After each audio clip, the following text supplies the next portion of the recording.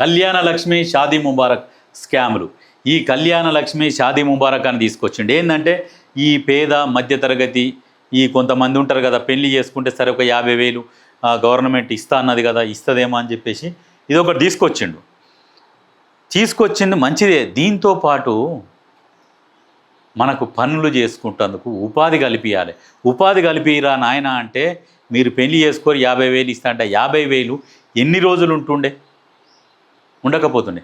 ఆ 50,000 ఎందుకు తెచ్చిండంటే వీళ్ళ కార్యకర్తలు ఉంటారు కదా, ఫోటోలు మళ్ళీ పెట్టుర్రు, పెళ్లి ఫోటోలు పెట్టి పత్రిక కాడికి పోయి డీటీపీలో దాంట్లో చేసుకొని రాపోర్రా, చేసుకొని వచ్చి పెట్టుకోరి, సంతకం పెట్టేసి కథం అప్లై చేసుకోరి, మనమేనా రిలీజ్ చేసేదని చెప్పేసి కళ్యాణ లక్ష్మి షాదీ ముబారక్లో కూడా విపరీతమైన అవినీతి జరిగి లక్షలు కొల్లగొట్టుకున్నారు. అసలు కొత్తగా పెళ్లి చేసుకున్నోనికేమో కళ్యాణ లక్ష్మి చెక్కులు అందకపోయేది, ఎవరికి అందలే. ప్రతి ఊర్లో కళ్యాణ లక్ష్మి షాదీ ముబారక్, కళ్యాణ లక్ష్మి షాదీ ముబారక్. పెళ్ళి అయినోడు మళ్ళీ పెళ్లి చేసుకునేది ఏం తెలియకుండా ఆ చెక్కులు తీసుకొచ్చుకోవాలి, సపరేట్గా వేసుకోవాలి, కథం మింగాలి. వరుస పెట్టి ఆగం చేసిరు.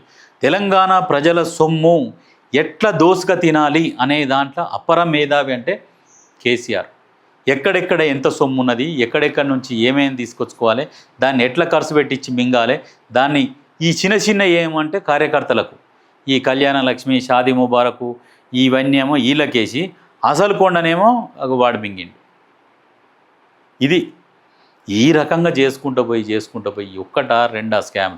ఈ స్కామ్తో పాటు సీఎం రిలీఫ్ ఫండ్ నుంచి హాస్పిటల్లల్లో ఎంతోమంది వైద్యం చేయించుకొని ఒరిజినల్గా ఆరోగ్యం బాగలేక ట్రీట్మెంట్ చేయించుకున్న వాళ్ళకు సీఎం రిలీఫ్ ఫండ్ నుంచి కొంత అమౌంట్, 1,00,000 అయితే 50,000, 10 లక్షలు అయితే 5 లక్షల వరకు అందించేది అది అప్పటి నుంచి.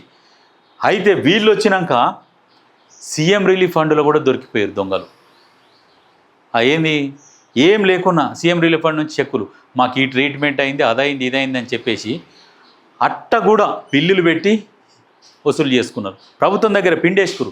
అంటే ఎక్కడికి వెళ్ళి మనం ప్రభుత్వం దగ్గర గుంజవచ్చు. మళ్ళీ వాళ్ళే చెప్తారు, అరే నువ్వు అది పెట్టుకో సార్, మాకేమన్నా చేయాలా, మేము ఇంట్లో తిరుగుతున్నాం వాళ్ళే తిరుగుతున్నాం అంటే, సర్లే ఆ సీఎం రిలీఫ్ ఫండ్ కింద ఒక ఎవరన్నా హాస్పిటల్లో పట్టుకొని 5 లక్షల బిల్లులు చేపించుకొని రా, ఎన్ని పైసలు వస్తాయి, దాంతో ఇక నిమ్మలంగా ఉండిపో అని చెప్తారు.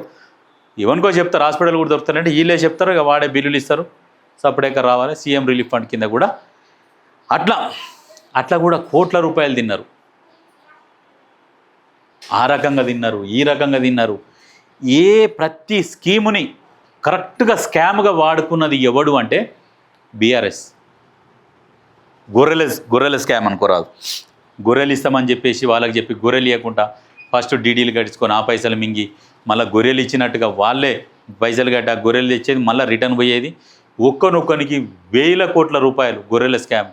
అది కూడా ఈ ప్రభుత్వం బయట పెడుతుందా పెట్టదా ఇంకా అది సందిగ్ధంలోనే ఉన్నారు ప్రజలందరూ. ఇప్పుడున్న కాంగ్రెస్ ప్రభుత్వం వస్తుంది, వచ్చినాక వీళ్ళని భరతం పడుతుంది, వీళ్ళని తీసుకుపోయి జైలు వేస్తుంది, అన్ని స్కాములు బయటేస్తుంది అని చెప్పేసి రకరకాలుగా ఆలోచనతోని ఆశతోని బతుకుతున్నారు ప్రజలు. మరి వాళ్ళ ఆశల మీద నీళ్లు చల్లుతారా?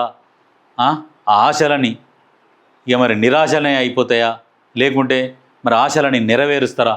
మరి ఈ ప్రభుత్వం కూడా మరి ఏ నిర్ణయాలు తీసుకుంటుంది అనేది 1000 కాదు 1,000,000 కళ్ళతో ఎదురు చూస్తున్నారు. ఎన్ని కోట్ల కన్నులు ఎదురు చూస్తున్నాయి. ఈ దొంగల భరతం ఎప్పుడు పడతాడు? ప్రగతి భవన్ నుంచి కాలు చేతులు కట్టి గుంజుకొస్తా అని చెప్పిన రేవంత్ రెడ్డి మరి ఎన్నడు గుంజుకొస్తాడు ఇలానని కోట్ల కన్నులతోనే ఎదురు చూస్తున్నారు. మరి చెయ్యాలి.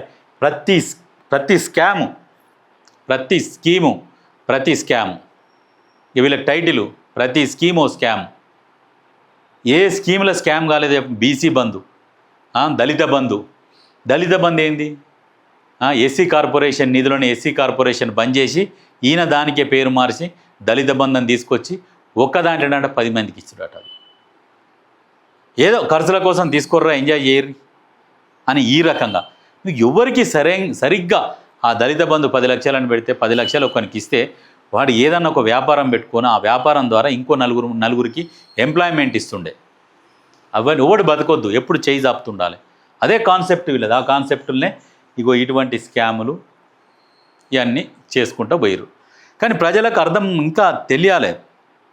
ఆయన ఉన్నప్పుడు బాగుండే పుక్కట్ల పైసలు ఇస్తుండే కాదురా నాయన, అవి మీ పైసలే, మీ పైసలే. ఇగో తెలంగాణ ప్రజల సంపద దోసుకొని మీకు ముష్టేసినట్టు ఇట్లేస్తుండే.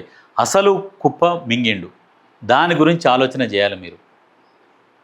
ఇంకా మళ్ళా ప్రజలలోకి వచ్చి అధికారం కోసం ఆరాటపడుతున్నాడు. చూసినావా, దగ్గరకు కూడా రానియద్దు. మరి ఇంత సంపాదించుకుంటు కదా, మళ్ళీ ఇంకెందుకు ఆరాటం అంటే ఉన్నది మిగిలింది కూడా దోసుకపోదాం అనే ఒక ఆరాటంతో ఉన్నారు వాళ్ళు. ఏం స్కీములు పాపం. అసలైన పేదలు పెళ్లి చేసుకున్న వాళ్ళకేమో ఆ కళ్యాణ లక్ష్మి, షాదీ ముబారక్ ఎవరికి చక్కగా అందలేదు వాళ్ళ పీరియడ్లో. ఇప్పుడు ఇస్తున్నారు, 1,00,000 రూపాయలు ఇస్తున్నారు. ఆ తులం బంగారం అంటే బంగారం రేటు పెరిగింది కాబట్టి ఇస్తలేమని వీళ్ళు చెప్తున్నారు కాంగ్రెస్ వాళ్ళు. సరే, వాస్తవానికి కూడా న్యాయంగా ఆలోచన చేయాలంటే బంగారం రేటు పెరిగింది కాబట్టి ఎవరు కూడా ఇవ్వలేరు. కానీ ఆ కళ్యాణ లక్ష్మి, షాదీ ముబారక్ కింద వీళ్ళు మాత్రం ఇస్తున్నారు. 1,00,000 రూపాయల 16లో ఎంతనో ఇప్పుడున్న ప్రభుత్వం ఇస్తున్నది. ఇంట్లో కూడా స్కాములు బయటపడ్డాయి. మొన్న రాజేంద్ర నగర్లో రెవెన్యూ ఇన్స్పెక్టర్ అట ఆయన ఇవన్నీ తీసుకుంటారు, లెటర్లు పెడుతున్నారు. సపరేక మళ్ళీ కళ్యాణ లక్ష్మి చెక్కులు వస్తున్నాయట. దాని మీద ఆల్రెడీ పట్టేసారు. గత ప్రభుత్వంలోనేమో ఇట్లా పట్టుకోకపోయేది. ఈ నకిలీయా ఒరిజినల్ అని ఏం చెక్ చేయకపోయేది, డైరెక్ట్ ఇచ్చి పడేసారు. ఇప్పుడున్నోళ్ళేమో అన్నీ చెక్ చేస్తారు. ఈ దొంగల లంగల వీళ్ళు ఒరిజినల్ డూప్లికేట్ అని దొరికించుకోరు. రాజేంద్ర నగర్ ఉన్న వాళ్ళని దొరికించుకోరు. 21 లక్షల స్కామ్ జరిగింది. ఆ 21 లక్షలు ఇప్పుడు తీస్తారు బయటికి. ఇట్లా ఉండాలి. నువ్వు ఏదైనా స్కీమ్ అందించినప్పుడు ప్రాపర్గా న్యాయంగా ఎవరికి చెందాలనో వాళ్ళకి చెందుతున్నాయా లేదా ఇవి చెక్ చేసుకోకుండా రకరకాలుగా ఇచ్చిర్రు. ఇప్పుడు కూడా అట్లనే అవుతుంది. దొరికిరు దొంగలు.